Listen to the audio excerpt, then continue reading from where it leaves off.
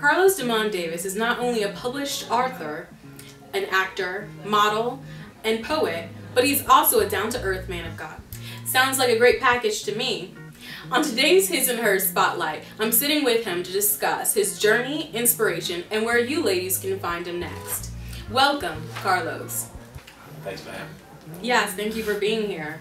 So I know you said that you're originally from Alabama, raised in Houston, lived in New York City for a little bit. Seems like you've been all over, and now we're in California.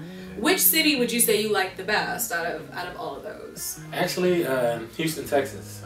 I love that city because it's just diverse.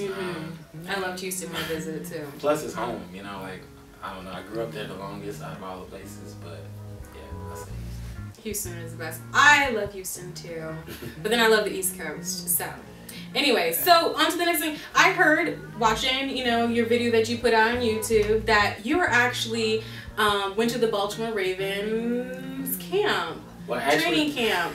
Well, actually, let me clear that up. First, okay, please. Because I was like, wait, hold on. Let me see. Yeah, okay. Let me clear that up. I went to a free agent camp. Okay. Which is it's considered like a regional camp.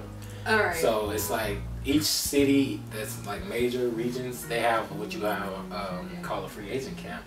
And what they do is people that went to college, that play ball, or people that's been out of college for a while, they bring them in to do some things for the scouts for the different NFL teams. Okay. So it's actually a big thing. Like it's like a combine thing for the region. Okay. So a lot of people are involved. A lot of people are involved. Okay. And I was one of the ones that actually was fortunate enough that did well. So the scout for the Ravens and some other teams that were there, they all liked what I was doing. But like I told you on the video, I got picked. It was 3 of us. But before they even brought us to the camp, they cut us because Derek Mason came back. Oh, okay. And the reason for that was I can understand, is like you're paying this guy that's making millions, and he's already been in the program, and then you have me that that comes from like a different area, smaller school, not a big fan base, and they don't really know what I can do on the field yet. Yeah. So we're no harm, no foul, right? Exactly. Perfect. But it was the experience. An experience of a lifetime. Exactly. I'll never be able to experience that. Okay? Exactly. But yeah, what position? Let me ask what position. Wide receiver. Okay, cool. So, okay, now we're going to talk about your book, which I have right here. My baby. Yes. And it's actually a book of poetry, which I love that.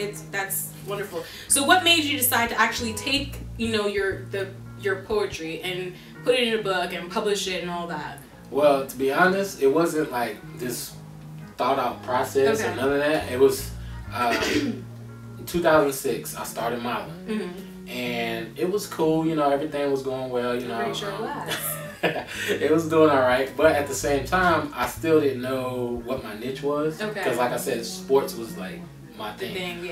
But I always wrote, poems or whatever, because when I was growing up, my mom used to always tell me, like, if you have any kind of feelings or whatever, just to write it down instead of act out on it. Which is a good thing. Yeah, because when I was younger, I used to always get in a lot of fights because I was a new kid because of all the movement.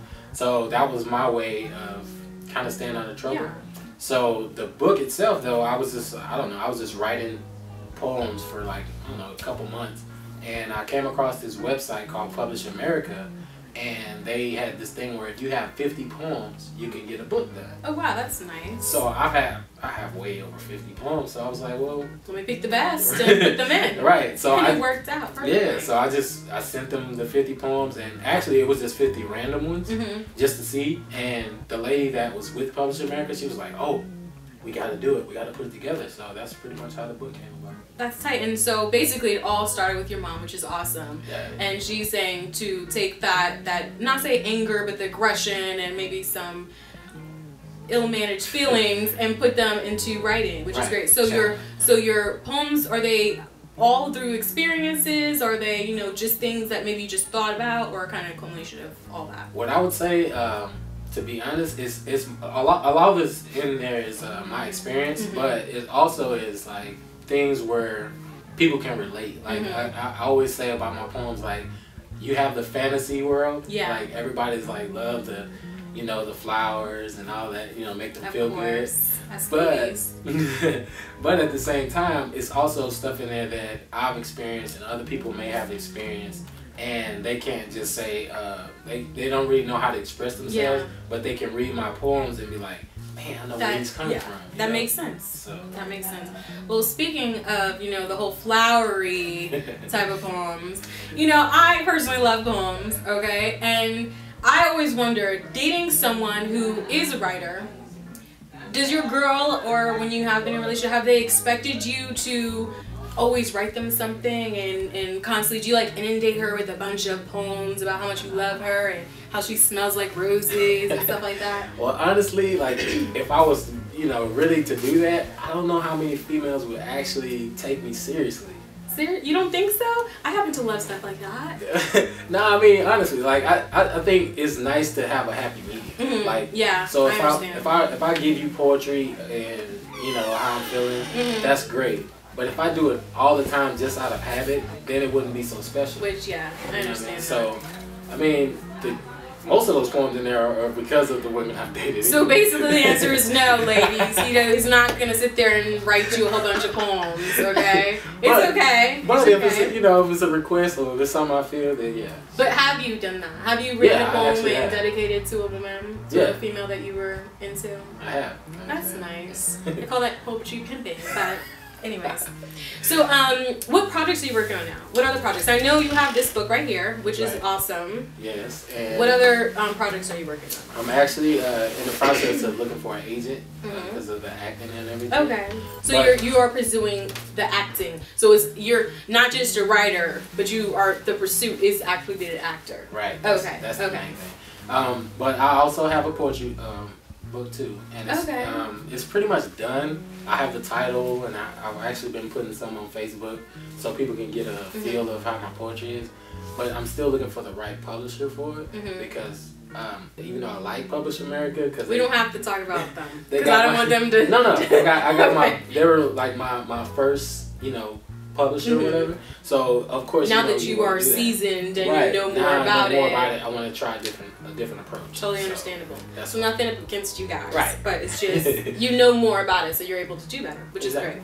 All right, so you have a new book coming out soon. It's called Prisms of Thoughts. Prisms of Thoughts, and it's basically part 2 to this. It's actually part 2 to that, and it has way more poems. Like this one only has 50, whereas that one's gonna have 75. Oh wow, okay. And then I'm doing like a series, so the third one, the final one, will have 100. So it's 50, 75, 100. Oh, that's really tight. And then you'll keep on going. Well, I'm gonna keep writing poems for me because I do it every day. But as far as just putting books out, I think I wanted to just do 3 and end it there and continue with the acting, which is great. Which is great. Until the money comes through and he's like, wait, what up? Book 4, here I come. Exactly. Okay. Exactly. All right, so where can people find you? Where can everyone find you? I guess right now, what is it? Twitter and Facebook? Those are the 2 easiest ways. Okay. For Twitter is Twitter/Carlos Damon, and for Facebook is Facebook.com/Carlos Damon Davis. Perfect, and that'll be on the site for you guys to definitely follow him. Check out this book. Go purchase this book. Yeah. All right. Barnes and Nobles is the main website. Barnes and Nobles, you guys, go do that. Goodness. I appreciate you coming through, and I ask everyone on my show who I do personally, when does Carlos feel most loved? Ooh. I guess I can honestly say I feel most loved when I'm with my family or communicating with my family because I'm just connected to them, but I also feel like the friends that I've met every day that I meet and they're actually genuinely happy to hear from me or talk to me. That's just hard to find. Exactly. Because especially when you move from a different place. So I think that's the main. Anyways, thank you guys so much for being here with us on this Spotlight with Carlos. Thanks for tuning to HIS&HERS show.com, and I'm Tammi Lorraine. See you guys later. Check us next week. Peace.